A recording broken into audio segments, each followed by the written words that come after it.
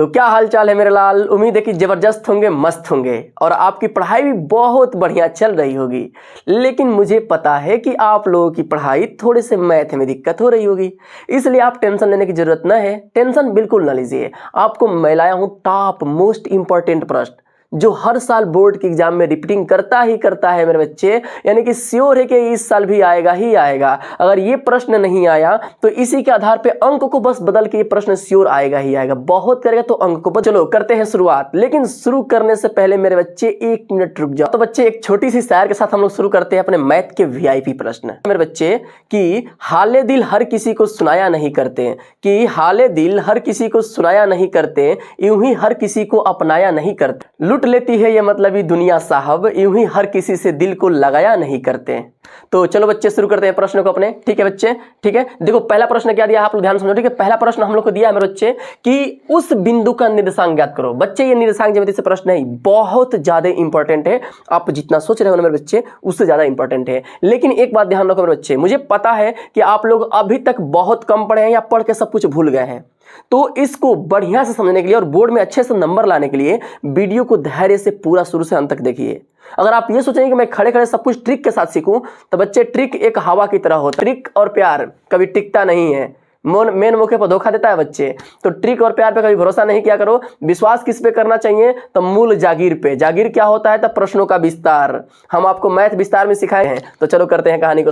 हाँ तो बच्चे ये प्रश्न आपका निर्देशांक ज्यामिति से दिया है कि उस बिंदु का निर्देशांक ज्ञात करो जो बिंदु 4, -1 और -2, 3 को मिलाने वाली रेखाखंड को समत्रिभाजित करता है। मेरे बच्चे ध्यान से सुनो, समत्रिभाजित उस रेखा को करता है जो बिंदु कितना है मेरे बच्चे 4, और दूसरा बिंदु क्या है मेरे बच्चे 2, इन दोनों बिंदु को मिलाने वाली जो रेखाखंड है मेरे बच्चे, इस रेखाखंड को समत्रिभाजित किया जाता है। सम का मतलब होता है बराबर, त्रि का मतलब होता है 3, भाजित का मतलब होता है भागों में काट देना। भागों में क्या करना है? काट देना बच्चे। यानी कि इसको 3 बराबर भागों में काटेंगे तो बोलेंगे कि समत्रिभाजित हो रहा है। तो इसको 3 बराबर भागों में हम कैसे काटेंगे मेरे लाल, मेरे प्रिय बच्चे? 1 भाग, 2 भाग और ये तीसरा भाग। पहला भाग, दूसरा भाग और ये तीसरा भाग। इसी का हमसे पूछ रहा है कि निर्देशांक ज्ञात करो, इन बिंदु का निर्देशांक ज्ञात करो। मेरे बच्चे इसका नामकरण कुछ कर लेते हैं। इसको A मान लेते हैं, इसको B मान लेते हैं, इसको C मान लेते हैं और इसको क्या मानेंगे? D मानेंगे बच्चे। अब देखो इसका निर्देशांक आपको नहीं पता है, जाहिर सी बात है। इसका निर्देशांक के लिए हम लोग क्या मान लेंगे? x, y। ये होता निर्देशांक क्या है ना, 2 ऐसे बिंदु होते हैं जो किसी एक निश्चित बिंदु को दर्शाया जाता है निर्देशांक के अनुसार। तो इस निश्चित बिंदु को हम दो पॉइंट से दर्शा लिए हैं बच्चे, ठीक है ना। अब इन्हीं को मान लेंगे कि x और y है। अब c का निर्देशांक हमको ज्ञात करना होगा, फिर d का ज्ञात करना होगा। तो पहले c का ज्ञात कर लेते हैं, बाद में d का ज्ञात करेंगे। तो c का x और y की वैल्यू आप कैसे ज्ञात कर सकते हो मेरे बच्चे? तो यहां से देखो, इसको सबसे पहले 2 बिंदु हमको दिया गया है और इसका अनुपात क्या है ये हमको पता होना चाहिए। तो इसका अनुपात हमको नहीं पता है ना, तो ई समझो बचवा, ई समझो कि हेने को टुकड़ा है, हेने 2 टुकड़ा और हेने 1 टुकड़ा। तो अनुपात का मतलब ही होता है कि कौन और को टुकड़ा रखा गया है। तो हेने 2 टुकड़ा है ना, तो ई अनुपात बन जाएगा यहाँ से यहाँ वाले 2 और यहाँ से यहाँ वाले 1 टुकड़ा है ना, तो इसका अनुपात बन जाएगा को बचवा 1 बन जाएगा। ठीक है मेरे लाल। अब देखो जब आपको मालूम चलेगा कि हेने 1 टुकड़ा हेने 2 टुकड़ा, यहाँ का निर्देशांक ये है और यहाँ का निर्देशांक ये है, तो x, y की वैल्यू क्या होगी मेरे बच्चे? तो ध्यान से समझो, x ज्ञात करने के लिए इसका सूत्र होता है, x के लिए ना 2 बिंदु है, एक x है एक y है। तो x के लिए हमारा सूत्र होता है बच्चे कि x1 को और x2 को जोड़ते हैं, x1 को और x2 को जोड़ते हैं और बटा में अनुपात को जोड़ देते हैं। अब अनुपात क्या होता है? तो बच्चे नीचे की संख्या, इस नीचे की संख्या को जोड़ेंगे। यहाँ पर क्या होता है कि m + n जोड़ देते हैं, m प्लस क्या करते हैं? n जोड़ देते हैं। अब इसके बाद यहाँ पर ना x1 और x2 को जोड़ने से पहले यहाँ पर इसके विपरीत अनुपात से गुणा किया जाएगा। यानी कि x1 में इसके विपरीत अनुपात से m से गुणा किया जाएगा और x2 में m से गुणा किया जाएगा। यही हमारा क्या बन गया? फार्मूला बन गया। अगर आपको फार्मूला नहीं याद हो रहा है, आप भूल जा रहे हैं या फिर आपको एकदम नहीं समझ में आ रहा, कुछ ना टेंशन मत लो, आपके साथ क्यों हम हैं। हम क्या करेंगे? आपको बताएंगे ट्रिक से। ट्रिक आपको यहाँ पर काम करेगा। अब कहोगे सर जी आप तो ट्रिक से मना किए थे कि ट्रिक और प्यार टिकता नहीं, तो यहाँ ट्रिक कैसे टिकेगा? अरे बचवा, बीच बीच में प्यार की जरूरत पड़ती है कि नहीं पड़ती है? अपने मम्मी पापा से, परिवार से, सबसे प्यार की जरूरत पड़ती है। हम थोड़े कह रहे हैं तुम लोग बहुत दूर तक सोचता है, मत सोचा करो उतना, जितना हम बता रहे उतना सोचो, ये घर के प्यार की बात हो रही है, ठीक है। तो यहाँ पर क्या करेंगे बच्चे, x की वैल्यू कैसे ज्ञात करेंगे, तो x ज्ञात करना होना तो है x1, इसको मान लो x, इसको मान लो y1, x1 y1, इसको क्या मानोगे x2, इसको क्या मानोगे y2 मानोगे, ठीक है। अब यहीं से हमारी कहानी शुरू होती है x और y ज्ञात करने के। बच्चे थोड़े से कंसंट्रेट हो जाओ बोर्ड पे, एकदम टोटली कंसंट्रेट हो जाओ और बड़े ध्यान से सुनो, कॉपी कलम उठा करके। बच्चे क्या बोलता है ना कि x ज्ञात करना होगा हमको, तो x और x को जोड़ लेंगे, दोनों x मैंने जोड़ लिया।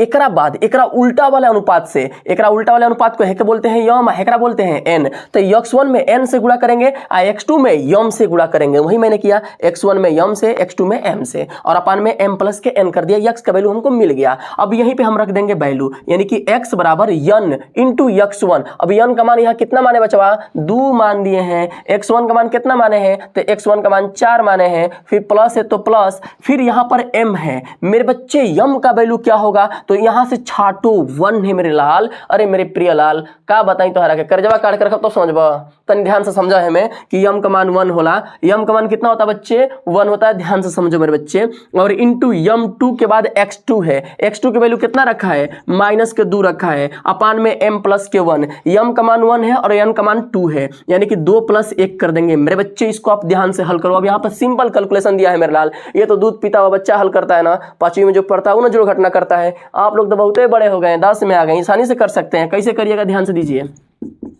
x की वैल्यू क्या करेंगे ना, 4 का 2 में गुणा करेंगे, 4 दूना के 8, और 2 का 1 में गुणा करने पर 2 एकम में 2, और माइनस प्लस मिलकर हो जाएगा -2, अपान में 2 1 मिलकर हो जाएगा 3, 8 में से 2 गया, और सॉरी हाँ 8 में से 2 गया 6 बटा के 3, कटा देंगे 2 मिल गया, यानी कि यहाँ पर x की वैल्यू हमारा 2 मिल गया। अब वैसे ही y की वैल्यू क्या होगा मेरे बच्चे, तो इसको भी देखो वैसे ही निकालेंगे y की वैल्यू। थोड़ा इसको मैं मिटा देता हूँ, स्क्रीनशॉट ले लो, स्क्रीनशॉट ले लो, मैं इसको मिटाऊंगा अभी, ठीक है ना। अब देखो y की वैल्यू याद करते हैं बच्चे, y के लिए सेम यही फॉर्मूला होता है, बस थोड़ा सा उसमें कहानी चेंज हो जाती है, ठीक है ना, थोड़ा सा इसका रुख मोड़ ले जाता है, ठीक है ना, इसकी रुख थोड़ी सी मुड़ेगी, नहीं होता है कि रुख जिंदगी का मोड़ लिया ऐसा, मैंने सोचा नहीं था कभी ऐसा, होता नहीं यकीन क्या से क्या हो गया, जिसको जाने जाना समझा वो बेवफा हो गया, ठीक है। तो देखो बच्चों यहाँ पर करते हैं y की शुरुआत, ठीक है। अब y के लिए क्या करेंगे, जहां जहां पर x रखा गया है वहां वहां y कर देंगे मेरे बच्चे, जहां जहां x रखा गया है वहां वहां y कर देंगे, y का सिंपल फॉर्मूला तैयार आपके सामने। अब y के लिए हम क्या निकालते हैं ना, यहाँ पर n1 इंटू y1,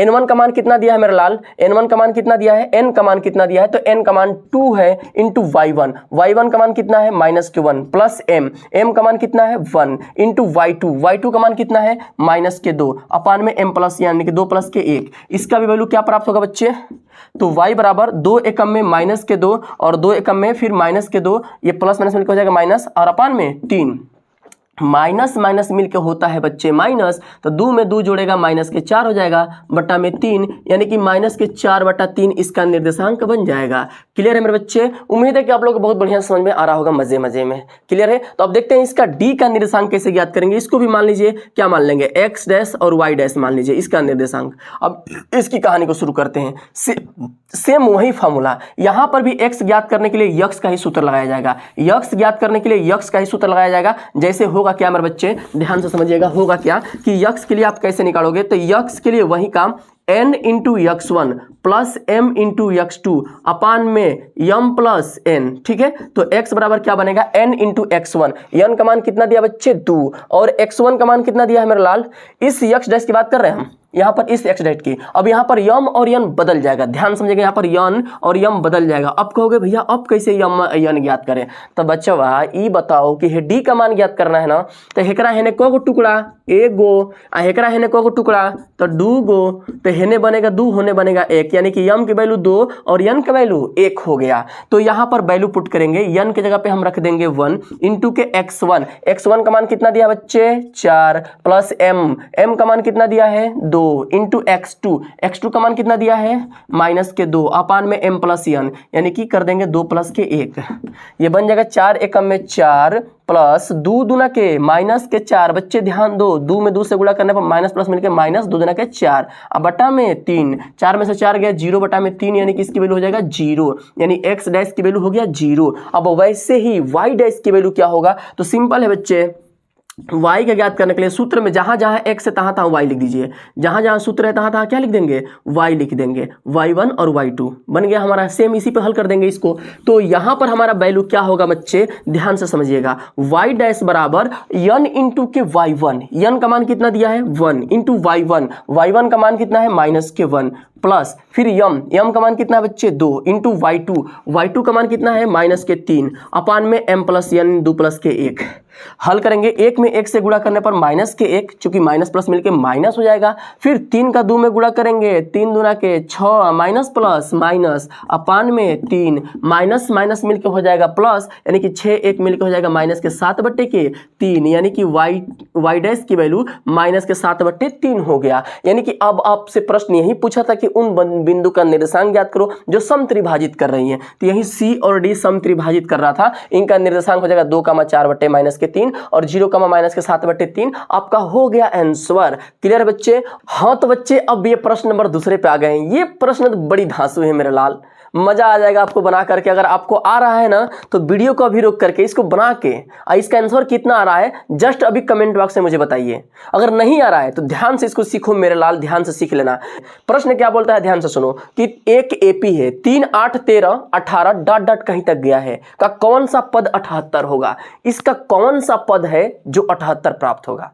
बच्चे बहुत सिंपल है। ये मानो कि इस तरह के प्रश्न जब भी देता है 3 8 13 18 डॉट डॉट डॉट 78 दिया, यानी कि इसका अंतिम पद हमारा 78 है। ऐसे मान लें कि इसका अंतिम पद जो है वो 78 है, ये 78वां हमारा पद है। तो इस तरह के प्रश्न को ना सबसे पहले आप मानो कि हमारा इसमें क्या क्या पद दिया है। तो किसी भी एपी के लिए आपको 3-4 चीजें पता करना होगा कि ए क्या है उसमें, एन क्या है उसमें और डी क्या है उसमें और ए एन क्या है उसमें। 4 चीजें आपको पता होनी ही चाहिए। इन चारों में से कोई 3 चीज आपको पता होना चाहिए। कौन कौन सा चीज पता होना चाहिए? तो कोई 3 देख लो, इसमें दिया है कोई भी 3 इसमें से। तो देखो हमारा ए का मान कितना है, ए का मतलब आगे वाला, भैया एबीसीडी में ए आगे आता है ना, तो एहू में ए का मतलब आगे वाला। एन का मतलब को गो पद है, को गो संख्या है, पहल का संख्या, दूसर का, तीसर का, 4 गो संख्या, वो सही को गो संख्या हो गया, तो संख्या में पते नहीं है तो यन को यन ही रहने दो। डी का मतलब डिफरेंस, यानी पीछे वाले में से आगे वाले घटाएंगे, तो 8 में से 3 गया, कितना बनेगा 5। हमेशा डी की वैल्यू पीछे में से आगे वाले को घटाते हैं, यानी कि यहाँ पर क्या मिलेगा 5 मिल जाएगा बच्चे। और ए एन की वैल्यू क्या होगा, तो ए एन मतलब जौना स्थान पे तुम ज्ञात कर रहे हो बच्चे उसका मान कितना है। जैसे मैं बोलूं कि इसमें चौथा स्थान पे क्या है तो 18, तो एन का मान 4 हो जाएगा, ए एन का मान कितना हो जाएगा 18। वैसे ही यहां पर अंतिमवा पद कितना है 78 है, यानी ए एन का मान कितना होगा 78। इसी के एन का मान ज्ञात करना है ना, तो इसको ए एन मान लेंगे, 78 हो गया। अब सूत्र हम रखेंगे, हमारा सूत्र क्या होता है बच्चे, A N equal to A plus N minus के 1 इंटू के डी होता है। ये हमारा फॉर्मूला होता है किसी भी समानता श्रेणी के बीच के पद को ज्ञात करने का। अब यहां पे रख के वैल्यू ज्ञात करेंगे। ए एन का मान 78 दिया है बच्चे, यहां से रख लेंगे। ए का मान यहां पर 3 दिया है प्लस एन माइनस के 1, एन का मान हमको पता ही नहीं है, माइनस के 1 इंटू डी का मान हमको कितना दिया है बच्चे 5 दिया है। इसको हल कर लेंगे, 3 है प्लस में है गया तो माइनस में हो जाएगा, बराबर एन माइनस के 1 इंटू के 5, 78 में से 3 गया 75 हो जाएगा। एन माइनस 1 के साथ 5 है गुणा में है गया तो बचवा क्या होगा भागा में, बराबर एन माइनस के 1। 5 से कटाएंगे 75, 5 एकम में 5 और 5 5 25, 15 बनेगा और 15 आ गया n माइनस के 1, n के साथ 1 इधर माइनस में इधर गया तो प्लस में हो जाएगा बच्चे, तो 15 प्लस 1 बराबर n हो जाएगा, यानी n की वैल्यू कितना हो गया भैया 16 हो गया। यही आपका बन गया आंसर मेरे लाल मेरे बच्चे। यानी आपसे बोल रहा था ना कि 78वां जो बनेगा अंक वो कौन से स्थान पे होगा, प्यारा सा जवाब दे देना कि उसका स्थान जो होगा 16वां स्थान होगा। क्लियर है मेरे बच्चे? मुझे उम्मीद है कि आपको बहुत बढ़िया से समझ में आ रहा होगा। क्लियर है ना? और अभी तक आप चैनल को सब्सक्राइब नहीं किए हैं तो प्लीज मेरे लाल में आराम से प्यार के थप्पी लगा के सब्सक्राइब कर दो मेरे बच्चे।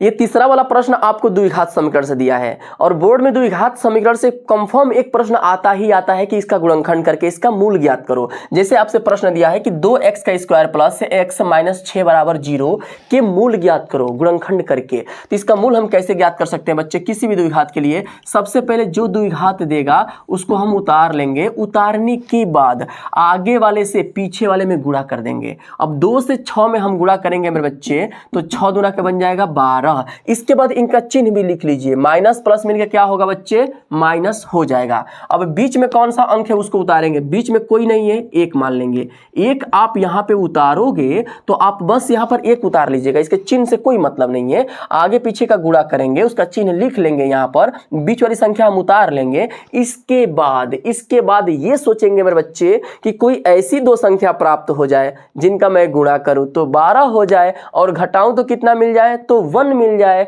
ऐसी दो संख्या गुणा करने पे 12 और घटाने पे कितना, तो 1 हो जाना चाहिए मेरे बच्चे। वह संख्या मिलेगी 4 और 3। तुम खुद सोचो, 4 में 3 से गुणा करने पर 12, 4 में से 3 घटाने पर 1, यानी कि 1 के जगह पे हम लिख देंगे 4 माइनस के 3, यानी कि यहाँ पर क्या बनेगा बच्चे, 2x का स्क्वायर प्लस x आगे हो जाएगा, 1 हटेगा, 1 के जगह पे 4 माइनस 3 सटेगा, अब माइनस के 6 बराबर 0 कर लेंगे। क्लियर है बच्चे।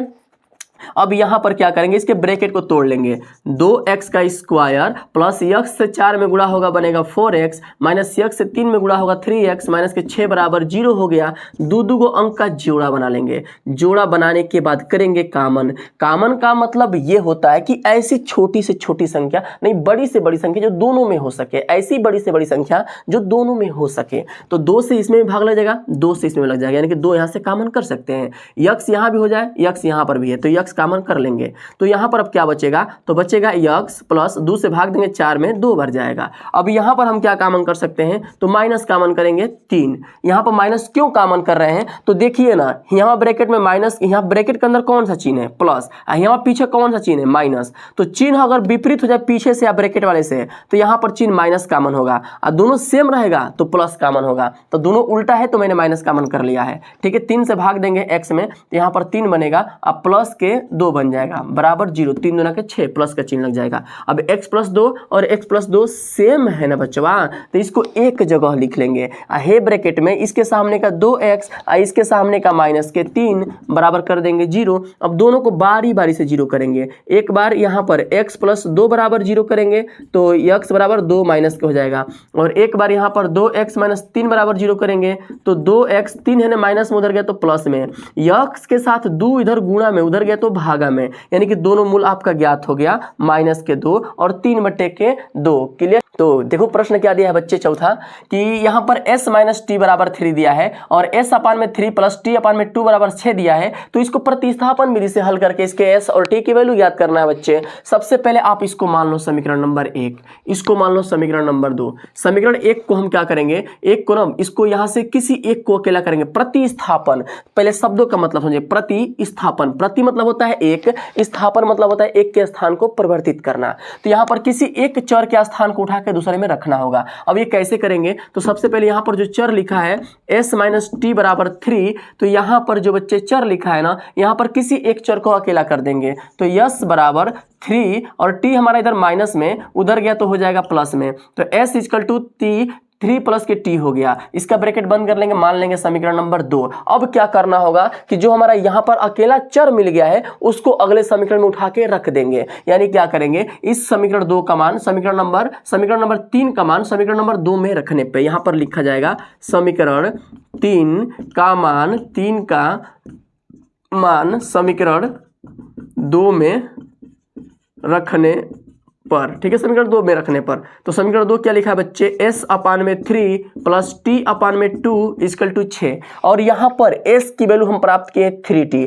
तो यहाँ से s हटेगा और 3t लगेगा, 3 प्लस t लग जाएगा, ब्रैकेट बंद, प्लस t अपान में 2 बराबर 6। अब यहाँ पर 2 और 3 का एलसीएम निकालेंगे, 2 और 3 का एलसीएम 6 बन जाएगा भिन्न के जोड़ की तरह, और 3 से भाग देंगे 6 में 2 बार जाएगा, और 2 से इस पूरे में गुणा कर देंगे, 3 प्लस के t प्लस इस 2 से भाग देंगे 6 में 3 बार जाएगा, और 3 से गुणा करेंगे इस t में तो बनेगा 3t बराबर हो जाएगा 6। अब यहाँ पर क्या करते हैं बच्चे, 6 पूरे के साथ भागा में, उधर गया तो गुणा में हो जाएगा मेरे बच्चे। तो यहाँ पर इसको हम उधर भेज लेते हैं और इसका भी ब्रैकेट तोड़ लेंगे। तो 2 से 3 में गुणा करेंगे बनेगा 6, अब प्लस के 2 से t में गुणा करने पे बनेगा 2t प्लस 3t आपका पहले से ही था, और 6 छवे का यहाँ पर हो जाएगा 36। तो इसको हम हल करेंगे मेरे बच्चे, तो ये बनेगा कितना, 2t और 3t मिलकर हो जाएगा 5t बराबर 6, इधर प्लस में उधर गया तो माइनस में हो जाएगा, यानी कि 5t 36 में से 6 गया बनेगा 30। अब 5 इधर गुणा में इधर है तो हो जाएगा भागा में, 5 छक्का 30,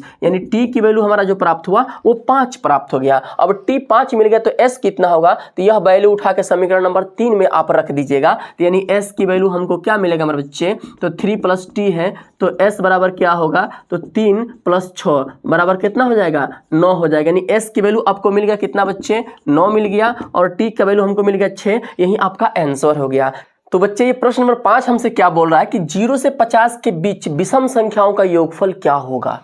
0 से 50 के बीच में जितनी विषम संख्या है सबका योगफल क्या होगा। बच्चे देखो 0 से 50 के बीच कौन कौन सी विषम संख्या होगी, पहला 1 3 5 7, इसके बाद 9 डॉट डॉट कहाँ तक जाएगा, तो अगला हमारा संख्या बनेगा 49। अब इसका योगफल क्या होगा बच्चे, तो इसका योगफल का विषम संख्या का योगफल और सम संख्या के योगफल का सूत्र होता है, लेकिन हम लोग पढ़ेंगे यहाँ पर समांतर श्रेणी पढ़े हैं तो उसके सूत्र का प्रयोग लगाएंगे, यानी कि करेंगे क्या, Sn = होता क्या है बच्चे, n/2 कोष्टक में 2a प्लस कोष्टक में n-1 इंटू के d कर लीजिए, या फिर इसका एक दूसरा सूत्र होता है बच्चे Sn = के n/2 और यहाँ पर a प्लस के कर देंगे l, a प्लस क्या कर देंगे बच्चे, l कर देंगे, दोनों में से किसी पे आप कर सकते हैं मेरे बच्चे, ठीक है। तो यहाँ पर हम लिखेंगे इसकी वैल्यू को, इसकी वैल्यू कैसे रख सकते हैं ना, यहाँ पर Sn पूछ रहा है तो a पता करेंगे, तो a हमारा 1 है, l कितना है तो 49 है। अब यहाँ पर पता करना क्या है बच्चे आपको, n कैसे निकलेगा,